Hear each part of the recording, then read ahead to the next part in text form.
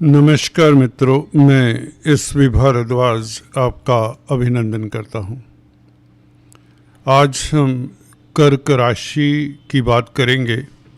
दोस्तों, अगर आपको अपना लगन मालूम है तो यह चर्चा लगन पर भी आधारित है। गुरु नक्षत्र परिवर्तन कर रहे हैं 13 अगस्त को। पुनरावसु नक्षत्र में प्रवेश कर रहे हैं। जो महत्वपूर्ण बात यह है कि ये गुरु का अपना नक्षत्र है और जून 2026 तक, जी हाँ दोस्तों, जून 2026 तक पुनरावसु नक्षत्र में ही रहेंगे। ये और भी सुखद बात है। तो करीबन 10 महीने का ये पीरियड गुरु अपने ही नक्षत्र में और भाग्य स्थान के मालिक हैं, तो भाग्य में वृद्धि तो होगी, भाग्य तो साथ देगा, ये बात तो निश्चित है। कोई भी ग्रह दोस्तों, जब किसी ग्रह का आपको बलाबल देखना है, उसकी शुभ अशुभता के ऊपर विचार करना है, तो आपको नक्षत्र भी देख लेना चाहिए। कोई भी ग्रह शनि राहु केतु के नक्षत्र में इतना सहज नहीं हो सकता, क्योंकि ये तीनों ही कार्मिक ग्रह हैं। गुरु का अपने नक्षत्र में प्रवेश करना बहुत ही महत्वपूर्ण है आपके लिए। हालांकि गुरु आपके 12वें भाव में गोचर कर रहे हैं, तो इससे सुखद बात क्या हो सकती है। 12वें भाव में ज़्यादातर ग्रह, जो कि त्रिक भाव कहलाता है, कमज़ोर हो जाते हैं। उनका फल इतना अच्छा नहीं मिलता। परंतु गुरु की यहाँ पर कालपुरुष की कुंडली देखें, मीन राशि आती है, तो इसलिए गुरु इतने कमज़ोर यहाँ पर नहीं होते। शुक्र तो राजयोग कारक ही होते हैं 12वें भाव में, क्योंकि उच्च के माने जाते हैं, उच्च के होते भी हैं मीन राशि में। तो शुक्र और गुरु का भी साथ भी है। तो इमीडिएटली देखें, गोल्डन पीरियड की शुरुआत की अगर बात करें तो 13 तारीख से लेकर 21 तारीख, ये 8 दिन आपके लिए कोई उपलब्धि भरा समय हो सकता है।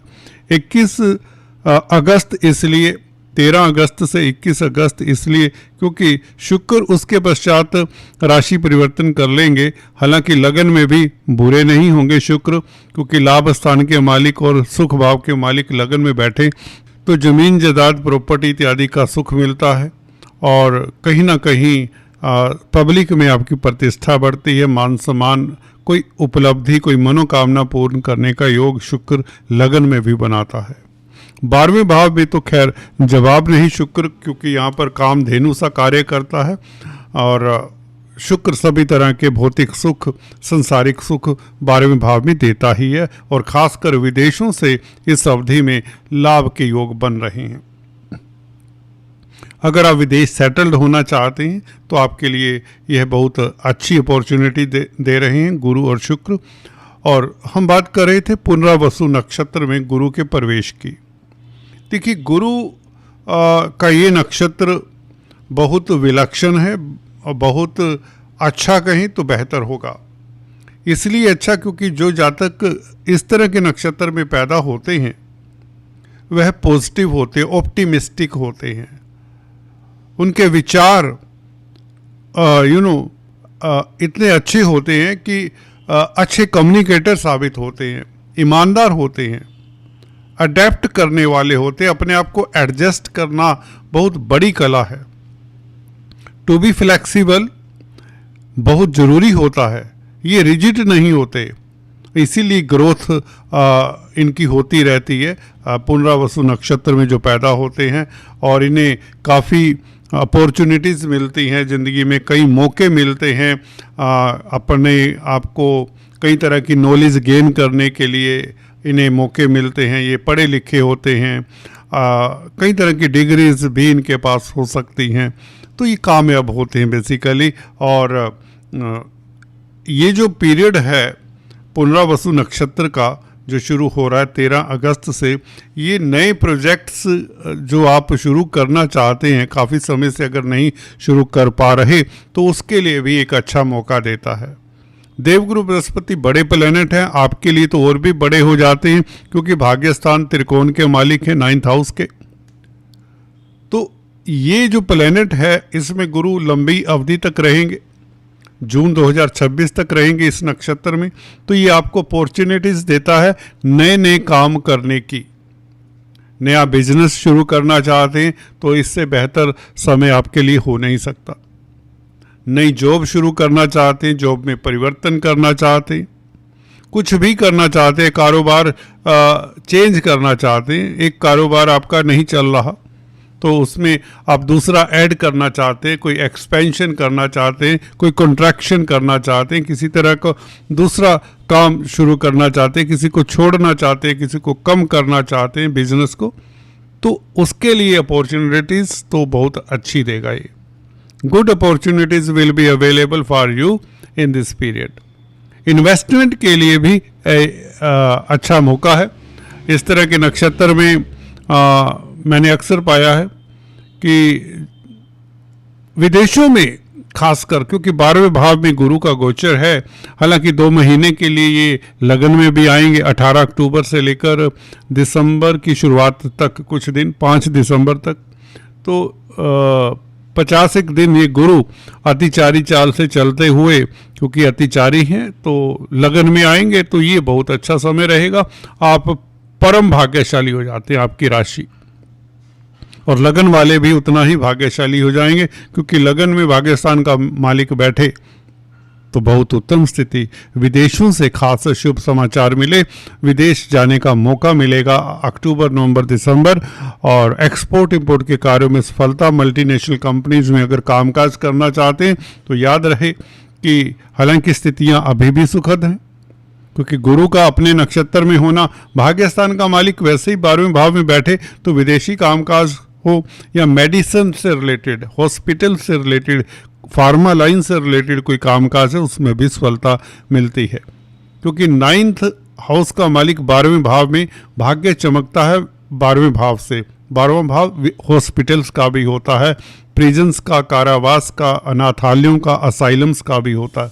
जो सोशल वर्क करते हैं या एनजीओज के साथ कामकाज कर रहे हैं उनके लिए भी बेहतर समय रहेगा, क्योंकि गुरु अपने नक्षत्र में है तो आपको सुखी भी करते हैं।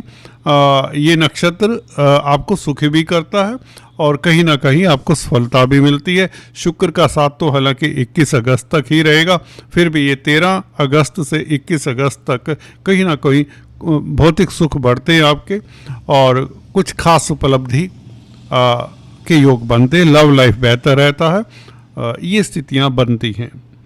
हम बात कर रहे थे पुनर्वसु नक्षत्र की। इस अवधि में आप प्रॉपर्टी को बाय करना चाहते हैं, परचेज करना चाहते हैं, उसके लिए ये नक्षत्र बहुत शुभ है। वैसे भी शुक्र चतुर्थ भाव के मालिक होकर गुरु के साथ है। गुरु का इस नक्षत्र में जो कि आपको प्रॉपर्टी की ओर काफ़ी इन्वेस्ट करने के लिए मौका देता है, अच्छा मौका, अच्छे मार्जिन से कुछ आप प्रॉपर्टी परचेज कर सकते हैं, अच्छा लाभ हो सकता है और कोई ना कोई नई बिगिनिंग आपकी ज़िंदगी में शुरू होती है। कोई नया रिलेशन, कोई नया रिश्ता, किसी के साथ दोस्ती, कोई नया व्यक्ति आपकी ज़िंदगी में प्रवेश करेगा। कोई नई बिगिनिंग्स की पूरी संभावना है। अगर आप पुरुष जातक है तो हो सकता है कोई स्त्री जातक आपकी ज़िंदगी में प्रवेश करे, हो सकता है आपका प्यार मोहब्बत बलोसम करे, क्योंकि 12वें भाव में है। 12वां भाव कंजुगल लाइफ का, बिस्तर सुख इत्यादि का है, तो आपके लिए बहुत अच्छा ये समय हो जाता है।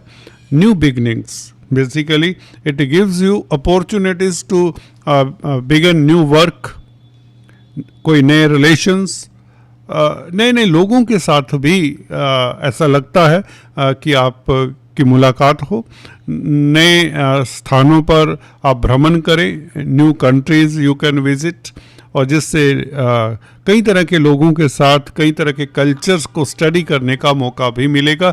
गुरु 12वें भाव में जो कि साहित्य, लिटरेचर, एजुकेशन के कारक हैं, तो आप गहन चिंतन में भी रहेंगे, गहन स्टडी करेंगे, और एजुकेशन से रिलेटेड जो भी छात्र हैं या जो भी देखिए स्टडी करने की कोई उम्र नहीं होती।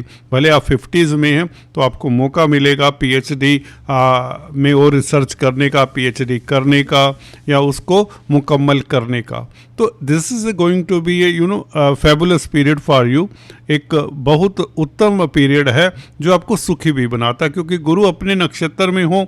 अभी तो राहु के नक्षत्र में तो कहीं ना कहीं सुख में भी कमी हो जाती है, हल्का फुल्का या यदा कदा ये प्रभाव। देखिए राहु छलिया ग्रह है, आर्द्रा नक्षत्र में गुरु का गोचर अभी चला आ रहा है, तो सुख में वृद्धि होती है। चतुर्थ भाव के ऊपर गुरु की दृष्टि और अपने ही नक्षत्र में, ये बहुत अच्छी बात हो जाती है, सुखद बात है। और शुक्र के साथ है, शुक्र के भाव को देखेंगे, शुक्र के भाव को देखेंगे तो इट मीन्स चतुर्थ भाव कहीं ना कहीं ब्लोसम करेगा, चतुर्थ भाव से आपको सुख मिलेगा। प्लैनेटरी एनर्जी है ना, ये मुझे लगता है फोर्थ भाव की पॉजिटिव हो जाती है।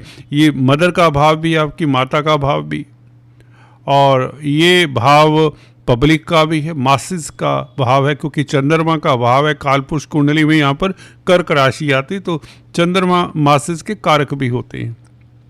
हालांकि कुछ लोग, कुछ ज्योतिष शनि को मासिस के कारक बताते हैं, परंतु शनि कारक हैं लेबर क्लास के, एम्प्लॉयज़ के, क्लास 4 एम्प्लॉयज़ के, वर्किंग क्लास के कारक हैं मासिस। अगर ओवरऑल मासिस की बात करें तो वो चंद्रमा कारक होते हैं। तो जो पब्लिक डीलिंग करते हैं उनकी जो प्रैक्टिस है, उनका प्रोफेशन है, फले फूलेगा। ये बहुत उत्तम स्थिति में गुरु का आना 12th हाउस में है। हालांकि 12th हाउस विदेशों का, जैसे कि बताया, नींद का है। आपकी नींद बड़ी अच्छी रहेगी जिससे स्वास्थ्य उत्तम होगा। छठे भाव के ऊपर गुरु का प्रभाव, छठा भाव गुरु का अपना ही है, तो कर्जे से निजात मिलती है, ये उत्तम स्थिति है। जिन भाई बहनों को लोन्स की प्रॉब्लम है उन्हें लोन्स चुकाने में मदद मिलती है। या कई बार होता है आप बिजनेस को एक्सपेंड करना चाहते हैं तो उसके लिए भी बैंकों से ऋण मिलेगा, आसानी से मिलेगा। मिल तो अभी भी सकता है, बट कई बार होता है कि वो उतना आसान नहीं होता। जब गुरु अपने नक्षत्र में होंगे तो सब कुछ सहज होगा। फाइनेंस संबंधित कामकाज करना चाहते हैं या कर रहे हैं, उसमें भी आपको सफलता मिलेगी। बैंकिंग प्रणाली से मदद मिलेगी और शत्रु हंता तो रहेंगे, क्योंकि गुरु अपने भाव को, छठे भाव को देखे तो ये स्थिति अच्छी हो जाती है। वैसे भी 10 तारीख के पश्चात आपका स्वास्थ्य उत्तम रहेगा। और जो किसी तरह से हॉस्पिटल्स के चक्कर अगर काटने पड़े या किसी मेरे भाई बहन को किसी रिश्तेदार को लेकर या अपनी सेहत को लेकर, वो भी स्थिति नहीं रहेगी। हेल्थ इंप्रूव होगी, यात्राओं के शौकीन हो जाएंगे। छोटे भाई बहनों के साथ आपके रिलेशंस में और प्रगाढ़ता, मधुरता भी आने के योग बनते हैं और आपके कॉन्टैक्ट सर्कल आपका काम आता है। बिजनेस में आपको सफलता मिलती है, जैसे बुध मार्गी होते 10 तारीख से। तो ये जो बना है एक सिस्टम, गुरु के नक्षत्र के परिवर्तन के साथ साथ एक अकेला ग्रह, देखिए सारा ही शुभ फल नहीं दे पाता। You have to look at the horoscope in totality. तो यहाँ पर दूसरे ग्रह जैसे कि बुध भी साथ ही साथ 10-11 तारीख से उदय भी होंगे, मार्गी भी होंगे, जो कि लगन में ही बैठे हैं और दिग्बली हैं। तो निवेश के लिए अच्छे मौके बनेंगे, निवेश से, इन्वेस्टमेंट से फ़ायदा होगा।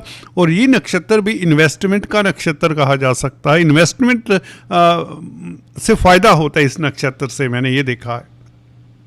जिन जातकों का ये नक्षत्र होता है वो कामयाब होते हैं इन्वेस्टमेंट के क्षेत्र में। तो आप स्पेकुलेशन अगर करते हैं तो भी बहुत अच्छा समय रहेगा।